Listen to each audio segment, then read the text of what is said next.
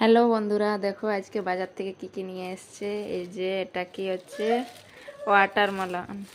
Watermelon মানে তরমুজ। হ্যাঁ ঠিক আছে, খাবে। তারপরে এদিকে আছে লঙ্কা। এই যে লঙ্কা, একদম তাজা তাজা লঙ্কা। তারপরে এদিকে কি আছে, দেখো তো দেখো তো, খুলো তো, এটা কি ওঠে, ধরো ধরো জলদি, কেমন যে ধরে। এই যে তাজা তাজা করলা, আর এটা হচ্ছে আদা, আর এদিকে আছে রসুন। এই যে রসুন, এইদিকে পেঁয়াজ।